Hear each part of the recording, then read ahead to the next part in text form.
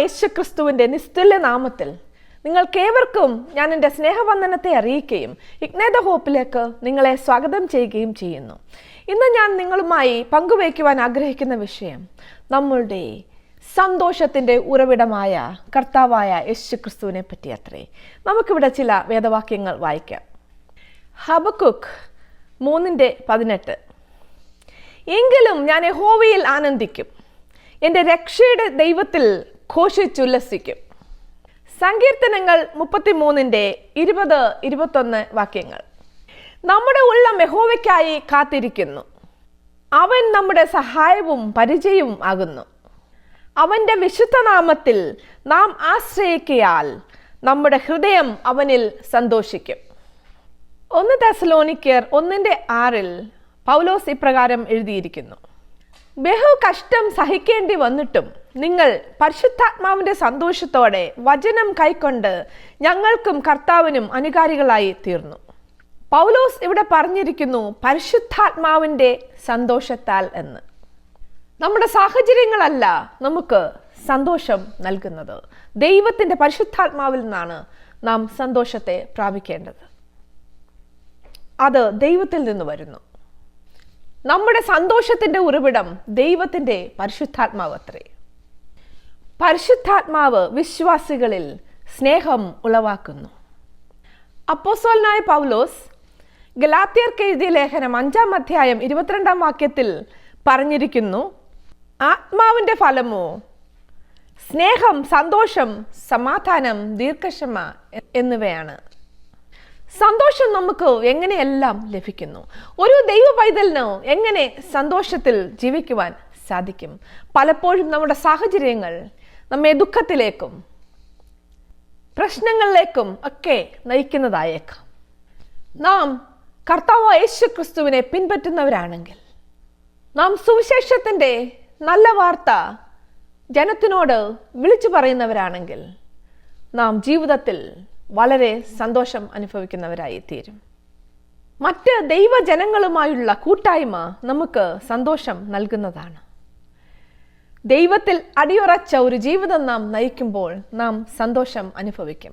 നമ്മുടെ സാഹചര്യങ്ങൾ എന്തു തന്നെ ആയിക്കോട്ടെ, എന്തൊക്കെ പ്രതികൂല സാഹചര്യങ്ങൾ നാം ആയിരിക്കുന്നുവോ, ഏതെല്ലാം വേദനയുടെ അനുഭവത്തിൽ കൂടെ നാം കടന്നു പോകുന്നു, ഒരു ദൈവ പൈതൽ തൻ്റെ ഉള്ളത്തിൽ ദൈവിക സന്തോഷം അനുഭവിക്കുന്നവരായിരിക്കും. സന്തോഷം ദൈവത്തിൽ കേന്ദ്രീകരിച്ചിരിക്കുന്നു. അത് ദൈവത്തിൽ നിന്നാണ് വരുന്നത്. ദൈവത്തിൻ്റെ പരിശുദ്ധാത്മാവിനെ പ്രാപിച്ചവർ, ദൈവത്തിൻ്റെ പരിശുദ്ധാത്മാവ് നമ്മിൽ ക്രിയ നടത്തുമ്പോൾ നാം അറിയാതെ തന്നെ സന്തോഷം ഉൽപ്പാദിപ്പിക്കപ്പെടുന്നു. നമുക്ക് ഫിലിപ്പിയർ ലേഖനം വായിച്ചാൽ പൗലോസ് പറഞ്ഞിരിക്കുന്ന ഈ സന്തോഷത്തെപ്പറ്റി നമുക്ക് മനസ്സിലാക്കുവാൻ സാധിക്കും. ദൈവരാജ്യത്തെ ഉയർത്തുന്നതിൽ പൗലോസ് സന്തോഷം കണ്ടെത്തിയിരിക്കുന്നു. തൻ്റെ സഭാജനങ്ങളുമായി ഉള്ള കൂട്ടായ്മ പൗലോസിന് വളരെ സന്തോഷം കൊടുക്കുന്നു. യേശുക്രിസ്തുവിലുള്ള പങ്കാളിത്തമത്രേ നമുക്ക് ഇവിടെ കാണുവാൻ സാധിക്കുന്നത്. കർത്താവായ യേശുക്രിസ്തുവിനു വേണ്ടി സ്വന്തം ജീവൻ ത്യജിക്കുന്നതിൽ പോലും പൗലോസ് സന്തോഷം കണ്ടെത്തി. കർത്താവായ യേശുക്രിസ്തുവിനെ അറിഞ്ഞതാണ് പൗലോസിന്റെ ജീവിതത്തിലുണ്ടായ ഏറ്റവും വലിയ സന്തോഷത്തിന്റെ കാരണം. ഫിലിപ്പിയർ 3:8 അദ്ദേഹം ഇപ്രകാരം എഴുതിയിരിക്കുന്നു: അത്രയുമല്ല, എൻ്റെ കർത്താവായ ക്രിസ്തു യേശുവിനെ കുറിച്ചുള്ള പരിജ്ഞാനത്തിന്റെ ശ്രേഷ്ഠത നിമിത്തം ഞാൻ ഇപ്പോഴും എല്ലാം ഛേദം എന്ന് എണ്ണുന്നു. പൗലോസിന്റെ ജീവിതത്തിൽ അവൻ്റെ സന്തോഷം മുഴുവൻ തൻ്റെ കർത്താവിൽ കേന്ദ്രീകരിച്ചിരുന്നു. അതുകൊണ്ട് മറ്റ് എല്ലാം പൗലോസ് വെറും ഛേദം എന്ന് എണ്ണുന്നു. നാം കർത്താവായ യേശുക്രിസ്തുവിനെ അനുഗമിക്കുകയും അവൻ്റെ രാജ്യത്തിന് മുൻഗണന നൽകുകയും കർത്താവായ യേശുക്രിസ്തുവിന് നമ്മെ തന്നെ പരിപൂർണമായി സമർപ്പിക്കുകയും ചെയ്യുമ്പോൾ പരിശുദ്ധാത്മാവ് നമ്മിൽ രൂപാന്തരം വരുത്തുന്നു. അവൻ നമ്മിൽ വസിക്കുമ്പോൾ നമ്മുടെ സ്വഭാവത്തിന് വ്യത്യാസമുണ്ടാകുന്നു. കർത്താവ് യേശുക്രിസ്തുവിൽ നാം ആയിരിക്കുമ്പോൾ, ദൈവത്തിൻ്റെ പരിശുദ്ധാത്മാവ് നമ്മിൽ വസിക്കുമ്പോൾ ആത്മാവിൻ്റെ ഫലങ്ങളെ നാം പുറപ്പെടുവിക്കുവാൻ ഇടയാകും. ദൈവജനം സന്തോഷം അനുഭവിക്കുന്നവരാണ്. ദൈവജനം ദൈവത്തെ പാടി സ്തുതിക്കുന്നവരാണ്. ദൈവജനത്തിൻ്റെ ജീവിതത്തിൽ എപ്പോഴും സ്തുതിയും സ്തോത്രവും ഉണ്ടായിരിക്കും. അവരുടെ ജീവിതത്തിൽ പ്രതികൂല സാഹചര്യങ്ങൾ ഉണ്ടായേക്കാം. ദൈവത്തിൻ്റെ പരിശുദ്ധാത്മാവ് അവരിൽ സന്തോഷത്തെ ഉളവാക്കും. എന്തെങ്കിലും പ്രശ്നം വരുമ്പോൾ, നാം വലിയ കഷ്ടത്തിലായിരിക്കുമ്പോൾ ചിരിച്ചുകൊണ്ട് നടക്കുമെന്നല്ല ഞാൻ ഉദ്ദേശിക്കുന്നത്.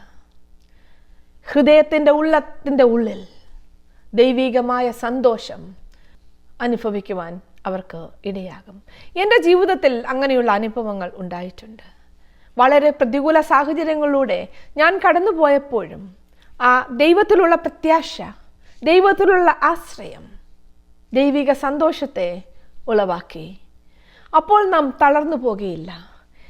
ആ സന്തോഷം നമുക്ക് നഷ്ടപ്പെടുമ്പോഴാണ് ജനം നിരാശയിൽ ആയിപ്പോകുന്നത്. ഒരു ദൈവ പൈതൽ ഒരിക്കലും നിരാശയിലായി പോകേണ്ട കാര്യമില്ല. ദൈവത്താൽ എല്ലാം സാധ്യമാണ്. അവൻ നമ്മെ ഒരു നാളും തള്ളിക്കളയുന്ന ദൈവമല്ല. നമുക്ക് രക്ഷ നൽകുവാൻ, നാം എന്നേക്കുമായി നാശത്തിൽ ആയിപ്പോകാതിരിക്കുവാൻ, നമുക്ക് വിടുതൽ ലഭിക്കുവാൻ, ദൈവരാജ്യത്തിന് നാം അവകാശികളാകുവാൻ തൻ്റെ സ്വന്തം പുത്രനെ നമുക്കായി തന്ന നല്ലവനായ സ്നേഹനിധിയായ ഒരു ദൈവമാണ് നമുക്കുള്ളത്. നമുക്ക് ദൈവത്തെ സ്തുതിക്കാം, മഹത്വപ്പെടുത്താം.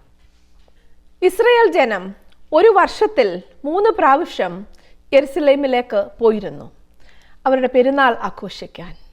പെസഹ പെരുന്നാൾ, പെന്തക്കോസ് പെരുന്നാൾ, കൂടാര പെരുന്നാൾ ഇവയൊക്കെ ആഘോഷിക്കുവാൻ.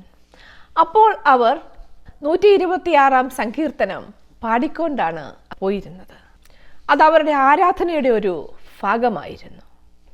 നാം സന്തോഷം അനുഭവിക്കുമ്പോഴോ നമ്മുടെ ജീവിതത്തിലെ കാര്യങ്ങളെല്ലാം ഭംഗിയായിട്ട് നടക്കുമ്പോൾ മാത്രമാണോ നമ്മുടെ ജീവിതത്തിൽ നമുക്ക് ദൈവിക സന്തോഷമുള്ളത്? ഒരു ദൈവ പൈതലിന് എപ്പോഴും കർത്താവിൽ സന്തോഷിക്കാൻ കഴിയണം, എത്ര പ്രതികൂല സാഹചര്യത്തിൽ ആയിരുന്നാലും. ഫിലിപ്പിയർ 4:4 പൗലോസ് ഇപ്രകാരം എഴുതിയിരിക്കുന്നു: കർത്താവിൽ എപ്പോഴും സന്തോഷിപ്പിൻ എന്ന് ഞാൻ പിന്നെയും പറയുന്നു. പൗലോസ് അപ്പോസ്തലൻ വിശ്വാസികളോട് പറയുന്നത് എപ്പോഴും സന്തോഷിക്കാനാണ്, കർത്താവിൽ എപ്പോഴും സന്തോഷിക്കുക എന്ന്. സ്തുതിയോടും സ്തോത്രത്തോടും കൂടി ജീവിക്കുവാൻ ദൈവം നമ്മെ വിളിച്ച് വേർതിരിച്ചിരിക്കുന്നു. ജയാളിയായ കർത്താവ് നമുക്ക് ജയം നേടിത്തന്നിരിക്കുന്നു. അവൻ നമുക്ക് സമാധാന പ്രഭുവും സ്നേഹത്തിന് ഉറവിടവും ആയിരിക്കുന്നു. നമുക്ക് ദൈവത്തിൽ സന്തോഷിപ്പാൻ ഒരുപാട് കാരണങ്ങളുണ്ട്. പ്രധാനമായി യേശുക്രിസ്തുവിൽ കൂടെ നമുക്ക് രക്ഷ സൗജന്യമായി ലഭിച്ചിരിക്കുന്നു. നാം യോഗ്യതയുള്ളവരായിരുന്നില്ല. കർത്താവായ യേശുക്രിസ്തുവിൽ കൂടെ നാം യോഗ്യതയെ നേടിയിരിക്കുന്നു. അവൻ നമുക്ക് വേണ്ടി പരമയാഗമായി തീർന്നു. നമ്മുടെ പാപത്തിന്റെ കടങ്ങൾ മുഴുവൻ കൊടുത്തു തീർത്തു. അവൻ നമ്മെ ദൈവത്തിന് അവകാശികളാക്കി തീർത്തിരിക്കുന്നു.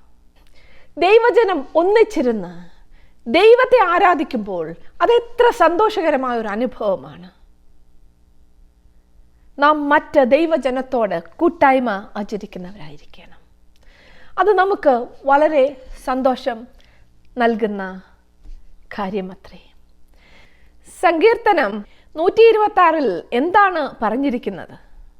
അതിൻ്റെ 2ാമത്തെ വാക്യത്തിൽ ഇപ്രകാരം എഴുതിയിരിക്കുന്നു: അന്ന് ഞങ്ങളുടെ വായിൽ ചിരിയും ഞങ്ങളുടെ നാവിന്മേൽ ആർപ്പും നിറഞ്ഞിരുന്നു. യഹോവ അവരിൽ വൻകാര്യങ്ങളെ ചെയ്തിരിക്കുന്നു എന്ന് ജാതികളുടെ ഇടയിൽ അന്ന് പറഞ്ഞു. അതിന് 3ാം വാക്യത്തിൽ ഇപ്രകാരം എഴുതിയിരിക്കുന്നു: യഹോവ ഞങ്ങളിൽ വൻകാര്യങ്ങളെ ചെയ്തിരിക്കുന്നു, അതുകൊണ്ട് ഞങ്ങൾ സന്തോഷിക്കുന്നു.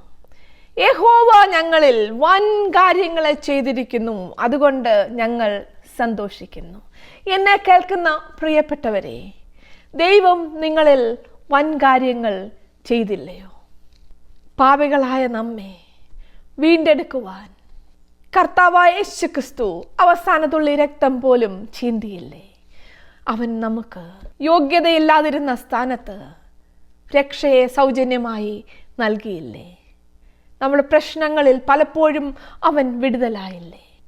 1 തെസ്സലോനിക്കർ 1 അധ്യായം 6-7 വാക്യങ്ങളിൽ ഇപ്രകാരം വായിക്കാം: ബഹു കഷ്ടം സഹിക്കേണ്ടി വന്നിട്ടും നിങ്ങൾ പരിശുദ്ധാത്മാവിൻ്റെ സന്തോഷത്തോടെ വചനം കൈക്കൊണ്ട് ഞങ്ങൾക്കും കർത്താവിനും അനുകാരികളായി തീർന്നു. അങ്ങനെ നിങ്ങൾ മക്കെദോന്യയിലും അഖായയിലും വിശ്വസിക്കുന്നവർക്ക് എല്ലാവർക്കും മാതൃകയായി തീർന്നു. ബഹു കഷ്ടം അനുഭവിക്കേണ്ടി വന്നിട്ടും പരിശുദ്ധാത്മാവിൻ്റെ സന്തോഷത്തോടെ അവർ വചനം കൈക്കൊണ്ടു. അവർ കർത്താവിന് അനുകാരികളായി തീർന്നു. അങ്ങനെ അവർ എല്ലാവർക്കും മാതൃകയായി തീർന്നു. എന്നെ കേൾക്കുന്ന പ്രിയപ്പെട്ടവരെ, നാം ഇന്ന് നമ്മൾക്ക് ചുറ്റുമുള്ളവർക്ക് മാതൃകയാണോ? നമ്മുടെ ജീവിതത്തിൽ പ്രശ്നങ്ങൾ നേരിടുമ്പോൾ പരിശുദ്ധാത്മാവിലുള്ള സന്തോഷം മറ്റുള്ളവർക്ക് മാതൃകയാകുന്നുണ്ടോ? നാം ഓർക്കണമേ, നാം ജയാളികളത്രേ, നാം ജയിച്ചവരത്രേ. ജയം നാം വിശ്വാസത്താൽ സ്വീകരിക്കേണ്ടതത്രേ. പലപ്പോഴും നാം പരാജയപ്പെടുന്നുവെന്ന് നമുക്ക് തോന്നിയേക്കാം. കർത്താവിൽ പ്രത്യാശ വെച്ചാൽ, കർത്താവായ യേശുക്രിസ്തുവിൽ അടിയുറച്ച് വിശ്വസിച്ചാൽ എല്ലാ പ്രശ്നങ്ങൾക്കും പരിഹാരമുണ്ട്. അത് നമുക്ക് ജീവിതത്തിൽ സന്തോഷം ഉളവാക്കുകയില്ലേ? എങ്ങനെ ഒരു വിശ്വാസിക്ക് നിരാശയുടെ മുഖവുമായി മറ്റുള്ളവർക്ക് മുമ്പിൽ ജീവിക്കുവാൻ സാധിക്കും? അത് ഒരിക്കലും മറ്റുള്ളവർക്ക് മാതൃകയാകുകയില്ല. കർത്താവായ യേശുക്രിസ്തു സന്തോഷത്തിൻ്റെ ഉറവിടമാണെന്ന് നമുക്ക് മറ്റുള്ളവർക്ക് കാണിച്ചു കൊടുക്കുവാൻ പറ്റിയ സമയമാണ് നാം പ്രശ്നങ്ങളും പ്രതിസന്ധിയിലും ആയിരിക്കുമ്പോൾ ദൈവിക സന്തോഷത്തിൽ നമുക്ക് മുന്നേറുവാൻ സാധിക്കുന്നത്. നമുക്ക് ചുറ്റുമുള്ള ജനങ്ങളോട് കർത്താവായ യേശുക്രിസ്തുവിന്റെ സ്നേഹത്തെപ്പറ്റി നാം പറയുന്നവരാണോ? നിരാശയിലായിരിക്കുന്നവർ, പ്രശ്നത്തിലായിരിക്കുന്നവർ, അവർക്കൊക്കെ നമുക്ക് ആശ്വാസമാകുവാൻ സാധിക്കുകയില്ലേ? അവരെയൊക്കെ നമുക്ക് അവർ വിശ്വാസത്തിൽ ബലപ്പെടുത്തുവാനും സന്തോഷത്തിൻ്റെ ഉറവിടമായ കർത്താവായ യേശുക്രിസ്തുവിനെ പരിചയപ്പെടുത്തുവാനും സാധിക്കില്ലേ? കർത്താവിലുള്ള നമ്മളുടെ സന്തോഷം ദൈവത്തെ അറിയാത്ത ജനത്തിന് അതൊരു സാക്ഷ്യമായി തീരണം. ദൈവജനം സന്തോഷം അനുഭവിക്കുന്നവരായിരിക്കണം. ദൈവജനം എപ്പോഴും വിശ്വാസത്തിൽ ഉറപ്പുള്ളവരായിരിക്കണം. കർത്താവായ യേശുക്രിസ്തു എൻ്റെയും നിങ്ങളുടെയും വലങ്കരത്തിൽ പിടിച്ചിരിക്കുന്നു. നാം താളറിയായി പോകുവാൻ അവൻ ഒരിക്കലും അനുവദിക്കില്ല. കർത്താവായ യേശുക്രിസ്തുവിനെ രക്ഷിതാവായി സ്വീകരിച്ച് വിശ്വാസ ജീവിതം നയിക്കുന്നു എന്ന് നാം അവകാശപ്പെടുമ്പോൾ എങ്ങനെ നമ്മുടെ ജീവിതം നിരാശയിൽ ആണ്ടുപോകും? നിങ്ങൾ കർത്താവിൽ ആണ് അടിയുറച്ച് വിശ്വസിക്കുന്നു എങ്കിൽ, നിങ്ങളുടെ ജീവിതത്തിൽ നിരാശ അനുഭവപ്പെടുന്നെങ്കിൽ എവിടെയോ നിങ്ങളുടെ വിശ്വാസ ജീവിതത്തിൽ ചോർച്ചയുണ്ട്. നമുക്ക് പല ബലഹീനതകളും ഉള്ളവരായിരിക്കാം. വിശ്വാസത്തിൽ ചോർച്ചയൊക്കെ ഉണ്ടായേക്കാം. എല്ലാം ഒരു ദൈവ പൈതലിന് തിരികെ പ്രാപിക്കുവാൻ സാധിക്കും. നഷ്ടപ്പെട്ട സന്തോഷം എങ്ങനെ നമുക്ക് തിരികെ പ്രാപിക്കാം? സന്തോഷം ദൈവത്തിൽ കേന്ദ്രീകരിച്ചിരിക്കുന്നു. അത് ദൈവത്തിൽ നിന്ന് വരുന്നു. ദാവീദ് ഒരിക്കൽ ഇപ്രകാരം പറഞ്ഞു: രക്ഷയുടെ സന്തോഷം എനിക്ക് തിരികെ തരണമേ എന്ന്. അതെങ്ങനെ നമുക്ക് പ്രാപിക്കാം? എങ്ങനെ നഷ്ടപ്പെട്ടു പോയ സന്തോഷം എങ്ങനെ തിരികെ പ്രാപിച്ചെടുക്കാം?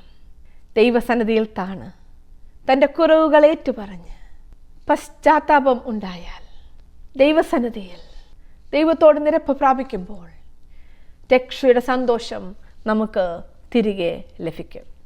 നമുക്ക് പ്രാർത്ഥനാ ജീവിതമുണ്ടായിരിക്കണം. നിരാശ വരുമ്പോൾ, പ്രശ്നങ്ങൾ വരുമ്പോൾ കർത്താവായ യേശു ക്രിസ്തുവിൻ്റെ പാദപീഠത്തിലിരുന്ന് പ്രശ്നങ്ങൾക്ക് വിടുതലെടുക്കുവാൻ നാം വിളിച്ച് വേർതിരിക്കപ്പെട്ടിരിക്കുന്നു. നമ്മുടെ സന്തോഷം കർത്താവായ യേശു ക്രിസ്തുവിൽ നിന്ന് വരുന്നു.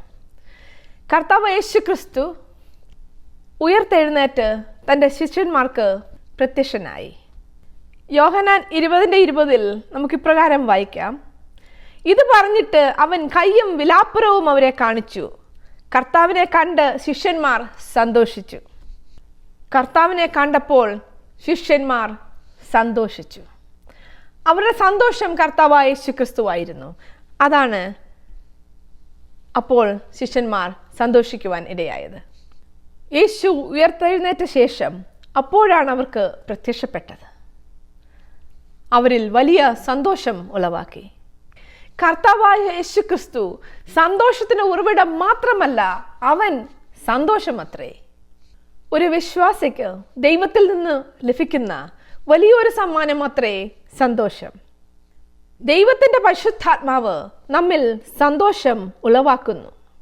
അത് ജീവിതത്തിലെ കൊടുങ്കാറ്റുകളെയും തിരമാലകളെയും പ്രശ്നങ്ങളെയും പ്രതിസന്ധികളെയും എല്ലാം തരണം ചെയ്യാൻ നമ്മെ സഹായിക്കുന്നു. ഏറ്റവും ദുഃഖകരമായ ഒരു കാര്യമാണ് ദൈവജനം നിരാശയിൽ ആണ്ട് ജീവിക്കുന്നത് കാണുന്നത്. തളർന്ന വിശ്വാസ ജീവിതം, അത് നമുക്ക് ചുറ്റുമുള്ളവർക്ക് ഒരിക്കലും മാതൃകയാകുകയില്ല. നിരാശയിൽ ജീവിക്കുന്ന ഒരു വ്യക്തിക്ക് ഒരിക്കലും നമുക്ക് ചുറ്റുമുള്ളവർക്ക് ആശ്വാസമാകുവാൻ സാധിക്കുകയില്ല. മറ്റുള്ളവരെ പ്രോത്സാഹിപ്പിക്കുവാൻ സാധിക്കുകയില്ല.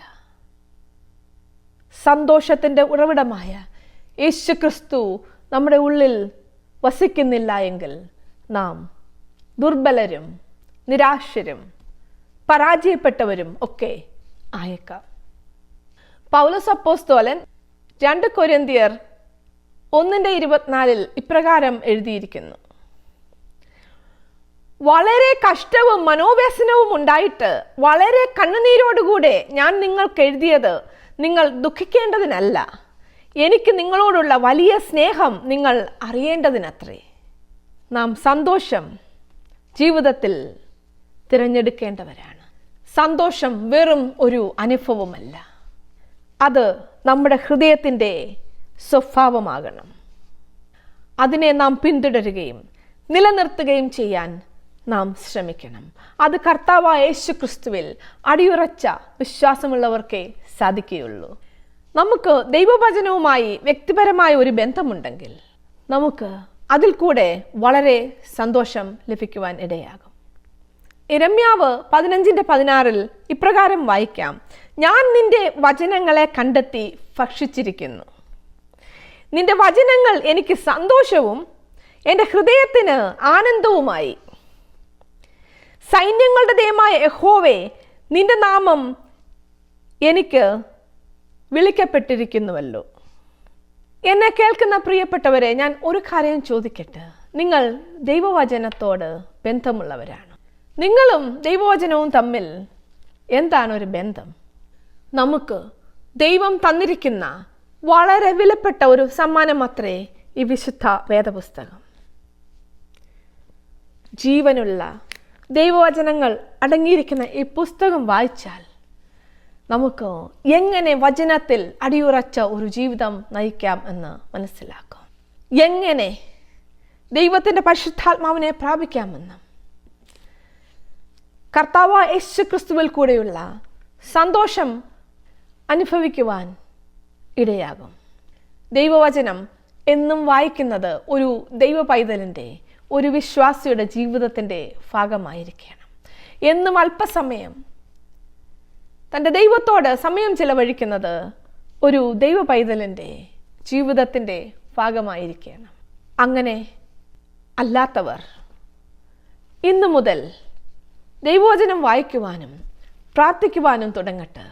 അത് നിങ്ങളുടെ ജീവിതത്തിൻ്റെ ഒരു ഭാഗമാക്കുകയാണെങ്കിൽ ജീവിതത്തിൽ വരുന്ന വ്യത്യാസം വളരെ സന്തോഷം ഉളവാക്കുന്നതായിരിക്കും. നാം പൂർണ്ണ ഹൃദയത്തോടെ ദൈവത്തെ സേവിച്ചാൽ ദൈവത്തിന് വേണ്ടി വേല ചെയ്താൽ അത് നമുക്ക് വളരെ സന്തോഷം ഉളവാക്കുന്നതാണ്. ഞാനിപ്പോൾ നിങ്ങളോട് കർത്താവായ യേശു ക്രിസ്തുവിനെ പ്രസംഗിക്കുമ്പോൾ എൻ്റെ ഹൃദയത്തിൽ വളരെ സന്തോഷം അനുഭവിക്കുന്നുണ്ട്. നാം ആത്മാക്കളെ നേടുമ്പോൾ, നാം മറ്റുള്ളവരെ കർത്താവായ യേശു ക്രിസ്തുവിലേക്ക് നയിക്കുമ്പോൾ നമുക്ക് വളരെ സന്തോഷം അനുഭവിക്കുവാൻ സാധിക്കും.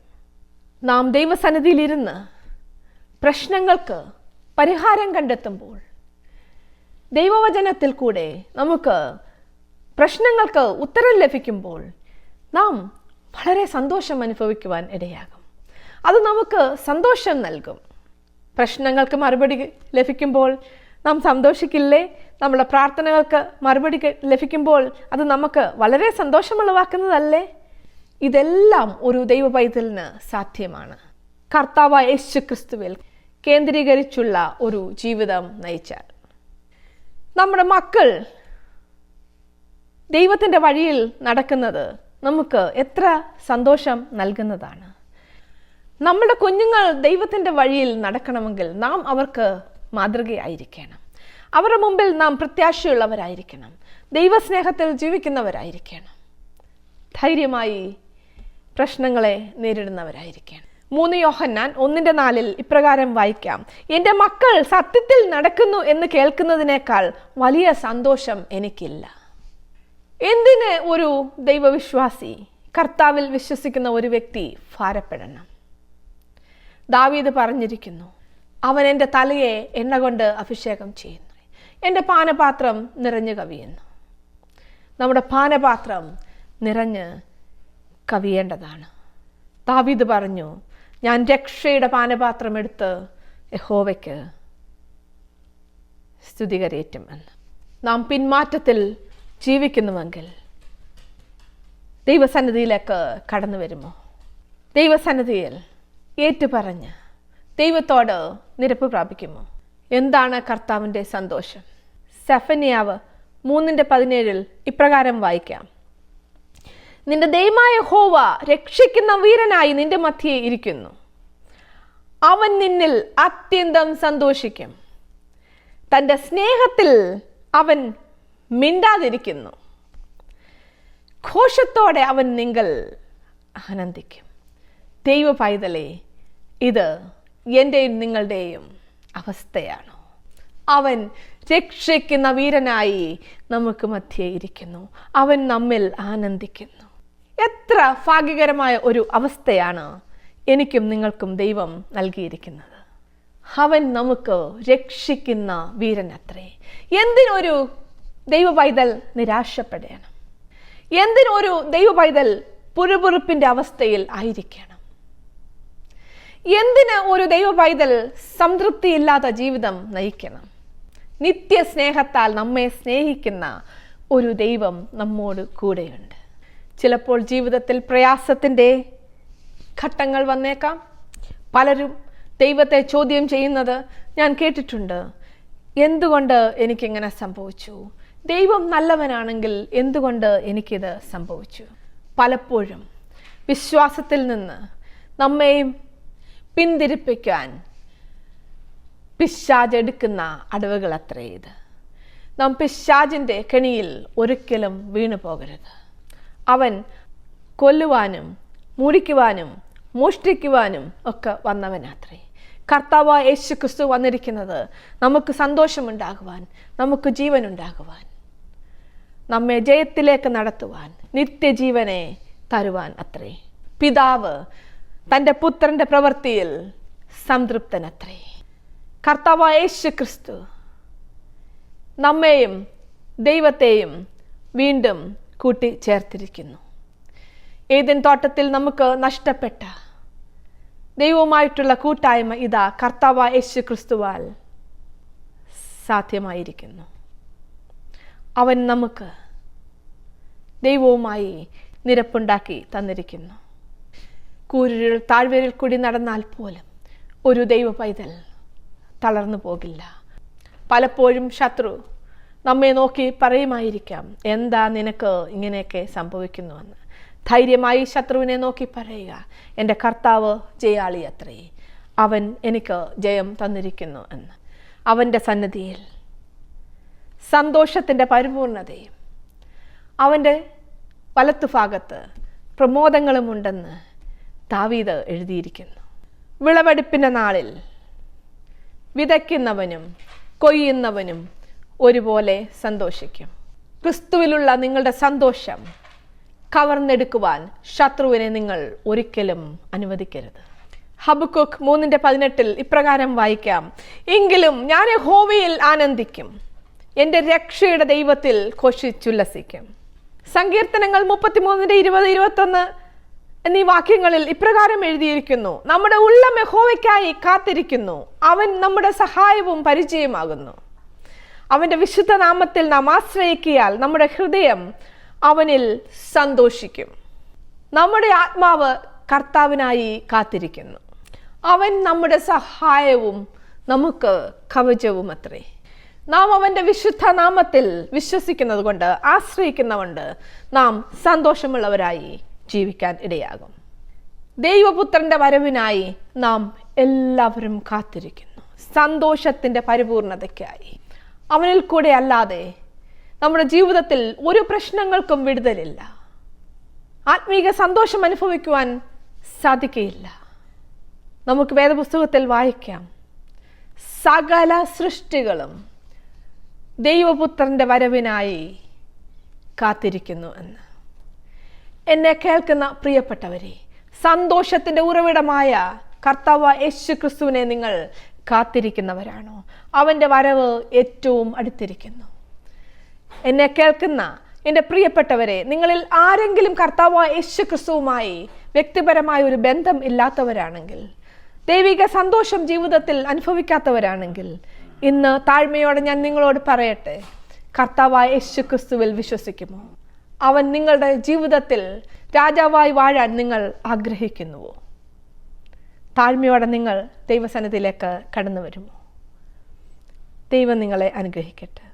നിങ്ങൾക്ക് എന്തെങ്കിലും പ്രാർത്ഥനാ വിഷയങ്ങളുണ്ടെങ്കിൽ ഈ സ്ക്രീനിൽ കാണുന്ന നമ്പറിൽ ബന്ധപ്പെട്ടാൽ ignite the hope prayer team നിങ്ങളോടൊപ്പം പ്രാർത്ഥിക്കുന്നതായിരിക്കും.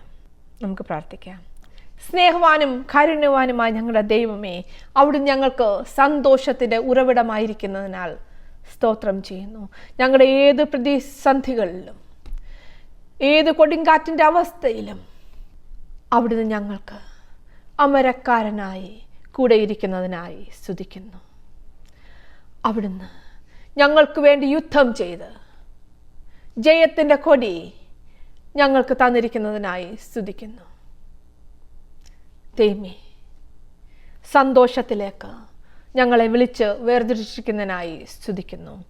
ഇന്ന് കർത്താവായ യേശു ക്രിസ്തുവിന് ജീവിതം സമർപ്പിച്ചവരെ ഞാൻ അവിടുത്തെ അത്ഭുത കരങ്ങൾ വയ്ക്കുന്നു. അവർക്കായി ഞാൻ നിന്നോട് നന്ദി പറയുന്നു. രോഗികൾ സൗഖ്യം പ്രാപിക്കട്ടെ, പ്രശ്നത്തിലായിരിക്കുന്നവർ വിടുതൽ പ്രാപിക്കട്ടെ, നിരാശയിലായിരിക്കുന്നവർ ദൈവിക സന്തോഷം അനുഭവിക്കട്ടെ. സകല മാനവും മഹത്വം എടുക്കണമേ. സകലവും ഞങ്ങൾക്ക് വേണ്ടി ജീവൻ വെച്ച കർത്താവായ യേശു ക്രിസ്തുവിൻ്റെ നാമത്തിൽ തന്നെ.